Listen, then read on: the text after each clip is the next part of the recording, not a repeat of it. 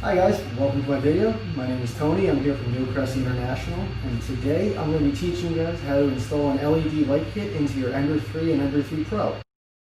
And this is what your LED light kit will look like once it's installed. Your power switch tucks in nice and neat beneath the computer of your LCD screen. Your LED lights are going to slide into the recessed V-slots of your upright Z bars, and they slide right behind the roller wheels of your hot end, so they don't get in the way of anything, but it's also not going to get in the way of the lights at all. So when you go to turn on your light when you're printing, you'll be able to see every detail as it comes out, and then you can turn it off when you're ready to walk away. Before I begin, I want to say thank you very much for your purchase. We're very proud of our LED lights design, and we think it's an excellent way to illuminate your print bed so you can watch your prints being created without having to use something like your cell phone or a flashlight to watch your prints like I've done for months. If you haven't done so yet, I encourage you to head over to our website in the links below.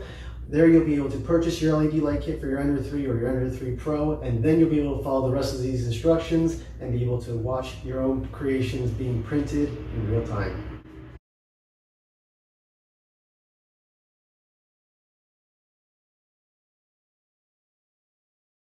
Alright guys, first things first, we're going to be removing all of our tools from our Ender and anything else you may have installed, just to make your life a little bit easier. For this job, all we'll need, as far as tools go, will be the wrenches, or the Allen key sets that come with the Ender. So, we're going to start by removing the cross member, which I always remember to take apart like a tire. You want to go for your outside screws first, and then work your way into the middle ones. Now I've already loosened everything up just to make this job a little bit easier, but this should all be nice and snug for you. It holds the whole machine together. Next up, we're going to remove the face plate. And after you move these two screws, just don't forget to remove the ribbon cable in the back.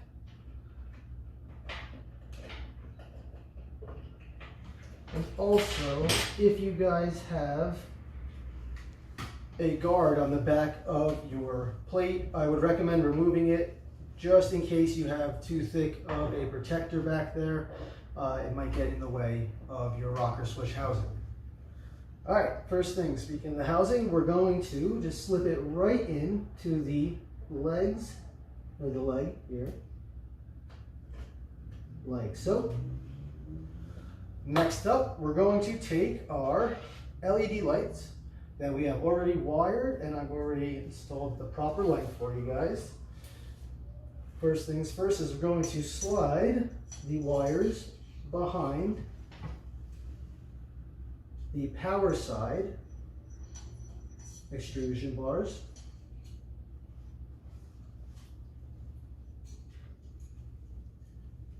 If it gets jammed at all, don't worry. I typically just roll the wheels up a little bit and let it roll over the wires and the terminals. Don't crush it, but also make sure that they'll go over nice and neat.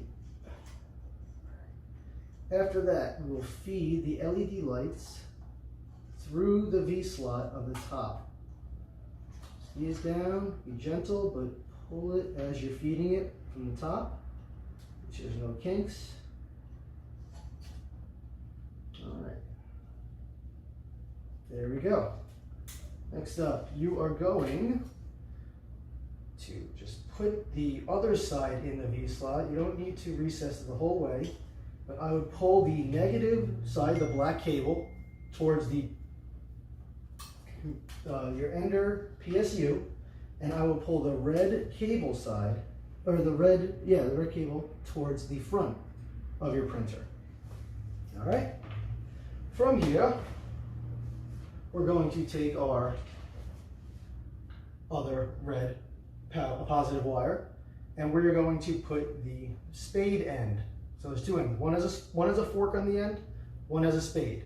Both of them, though, are female ends.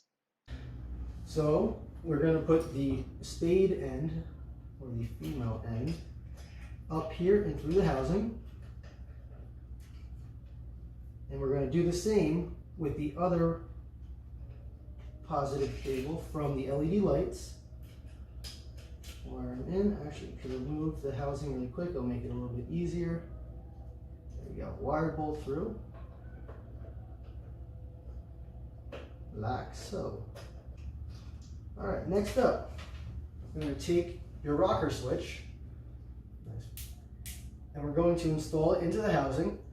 I recommend putting the off switch facing up, the power side facing down. Easy way to remember it is if you see the O, I remember that O is off.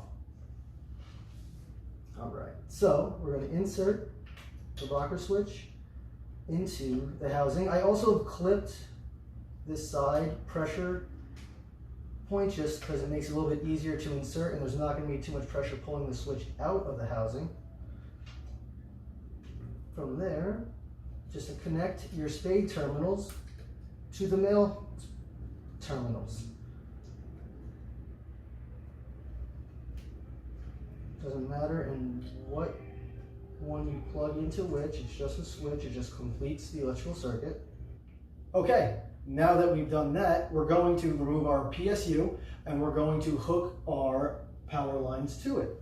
So first you must remove these screws around your PSU as well as the two in the front that are holding it in place.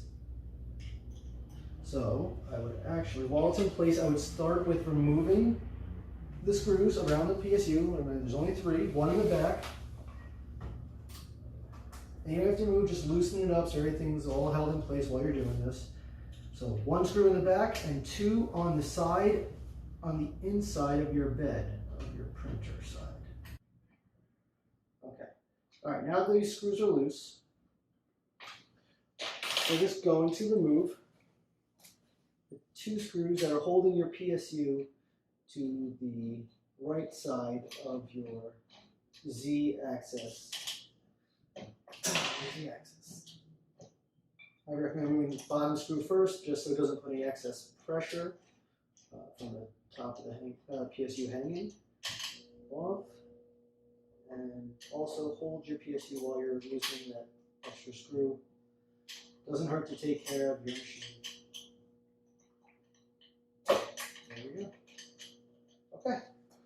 So now that we've done that, we've loosened our screws.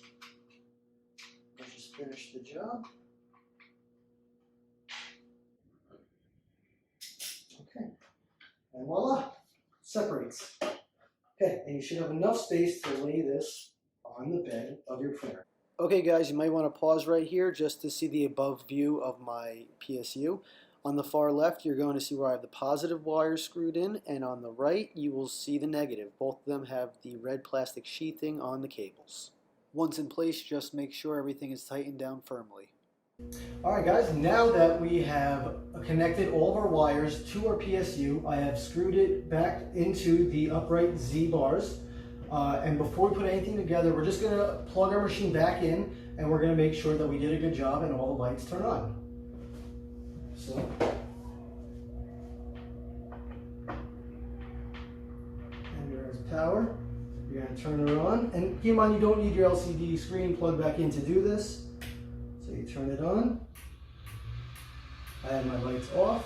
Switch them on. Ta-da! You now have a lit ender. The next part is the easy part. We're going to reassemble our printer, make sure everything's nice and square and tight, and then we're going to tidy up the wires and we'll be done. Alright, so turn the lights back off. I know you're proud of yourself, but turn the lights off for a minute. Let's turn your machine back off. Unplug her. Okay, so let's just do it in inverse, guys. So first thing we're going to do is reinstall our faceplate for the LCD screen.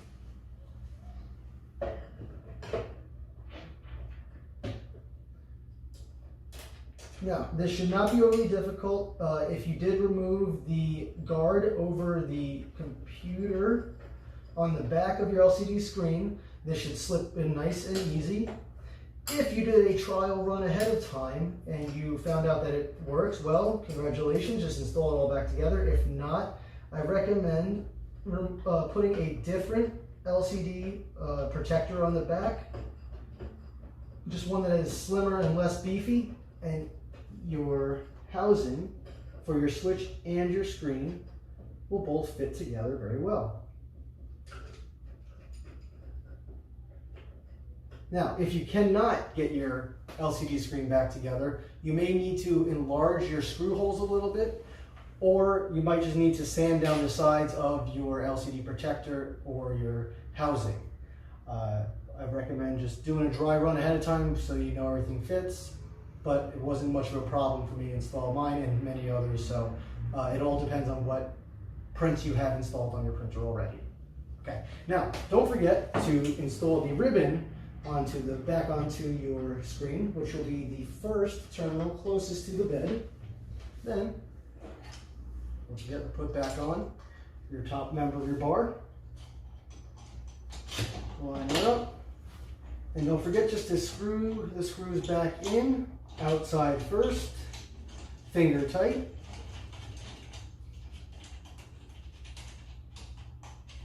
And then go for the middle. All right, nice and finger tight. And from there, let's tighten one inside screw, tighten the second inside screw,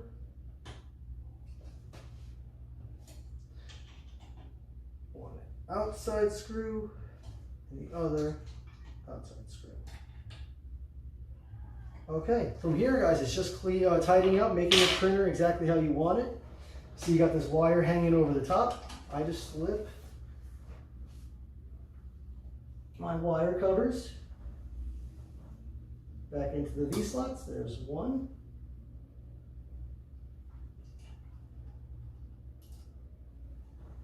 There's two. And just in case you don't want to see any wires at all, I'll just put a third right down the middle. All right, and just check your handiwork one more time. Admire the work you just accomplished. Plug in your printer. Turn it on. Congratulations, guys. You now have installed a LED light switch kit onto your very own Ender 3 and Ender 3 Pro. You now can watch your prints in real time as they come out to your heart's content. Thank you very much. I hope you have a great day and enjoy your beautiful prints.